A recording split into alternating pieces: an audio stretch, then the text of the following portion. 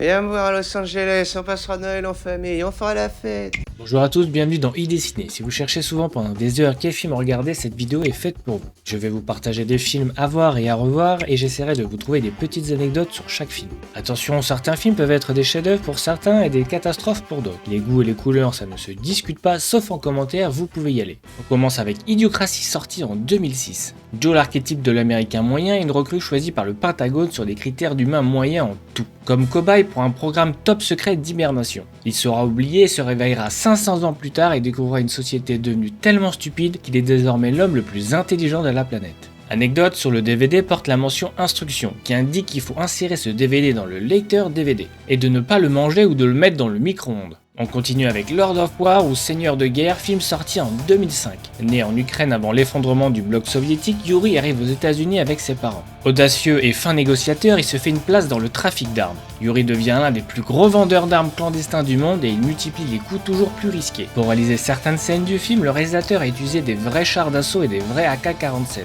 qui étaient moins chers que des répliques ou des images de synthèse. On passe à Mon voisin Totoro, un célèbre film d'animation du studio Ghibli, sorti en 1988, qui n'a pas pris une ride grâce à ses dessins en 2D. Deux petites filles, Mei et Satsuki, viennent s'installer avec leur père dans une grande maison à la campagne afin de se rapprocher de l'hôpital où séjourne leur mère. Ils vont faire une rencontre inoubliable avec Totoro, un esprit de la forêt, qui peut voler et se déplacer en chabus. Il dort le jour mais les nuits de pleine lune, il aime jouer avec son ocarina magique. Miyazaki, en 2003, écrit et réalise un court-métrage de 13 minutes qui n'est projeté qu'au musée Ghibli au Japon. Il s'agit d'une suite de Mon voisin Totoro qui reprend le personnage de Mei et relate les aventures qu'elle vit la nuit en compagnie d'un chaton-bus. Last Action Hero raconte l'histoire d'un jeune garçon new-yorkais qui manque régulièrement l'école pour aller au cinéma. Il est un grand fan de Jack Slater, une série de films d'action, qui met en scène son héros préféré, Jack Slater, incarné par Arnold Schwarzenegger. Jusqu'au jour où Nick, le projectionniste du cinéma, lui remet un ticket magique qui lui permet de rentrer dans le film. Anecdote, en 2019, au moment de la sortie du film Terminator 6, l'acteur Arnold Schwarzenegger exprime son envie de reprendre deux de ses rôles précédents, celui de Harry dans True Life et Jack Slater dans The Last Action Hero. Une théorie prétend que si on pouvait retourner dans le passé et changer quelques détails de notre vie, tout ce qui en découle serait modifié. On appelle ça l'effet papillon, film sorti en 2004. Souffrant de troubles de la mémoire, Evan est incapable de se rappeler les moments cruciaux de son existence. C'est pourquoi il écrit tout ce qui lui arrive. C'est ainsi qu'il apprend qu'il a le pouvoir de se transporter dans le passé. Le film existe en deux versions. La version cinéma inclut la fin des producteurs et la version director cut inclut la fin du réalisateur, celui dispo sur le DVD du film. Le prochain film est inspiré de faits réels.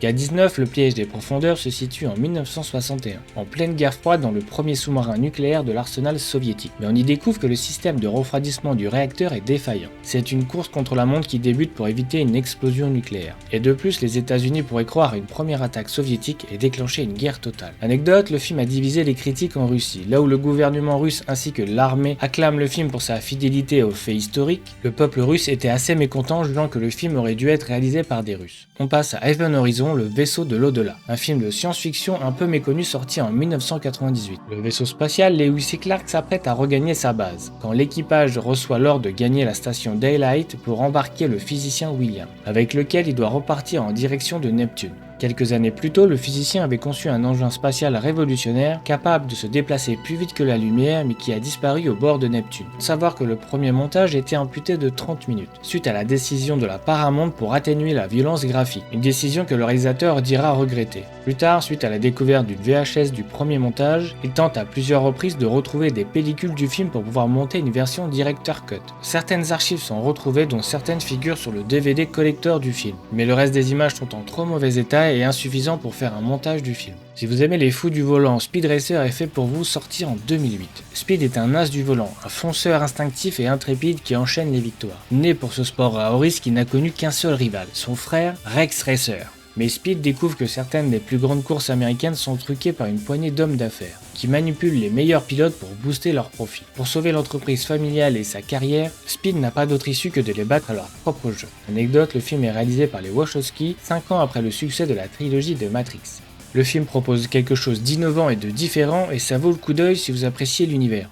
On continue avec Constantine, sorti en 2005. On suit les traces de John Constantine, un oculiste et exorciste qui est atteint d'un cancer du poumon en phase terminale. est promis à l'enfer en raison d'une tentative de suicide dans sa jeunesse. Après avoir manqué d'échouer lors d'une mission, en chassant un démon du corps d'un enfant, il fait la rencontre d'Angela, une policière dont la sœur jumelle Isabelle vient de se suicider. Mais elle refuse pourtant de croire à cette possibilité, persuadée qu'on l'a assassinée. L'anecdote qu'Enuri va révéler qu'il y a quelques temps après l'annonce de Constantine 2, qu'il a appelé le studio presque chaque année pour que la suite sorte au cinéma. On finit avec Le Fils de l'homme sorti en 2006. Dans une société futuriste où les êtres humains ne parviennent plus à se reproduire, l'annonce de la mort de la plus jeune personne âgée de 18 ans met la population en émoi. Au même moment, une femme tombe enceinte et devient la personne la plus enviée et la plus recherchée de la Terre. Et un homme est chargé de sa protection. Le réalisateur a demandé au département artistique de positionner le film comme un anti-Blade Runner, en rejetant toute proposition de technologie avancée et en minimisant les éléments de science-fiction présents dans les années 2027. Merci d'avoir regardé, si ce genre de vidéo vous plaise, n'hésitez pas à me le dire en vous abonnant à la chaîne, à liker, à partager la vidéo et je vous dis à la prochaine.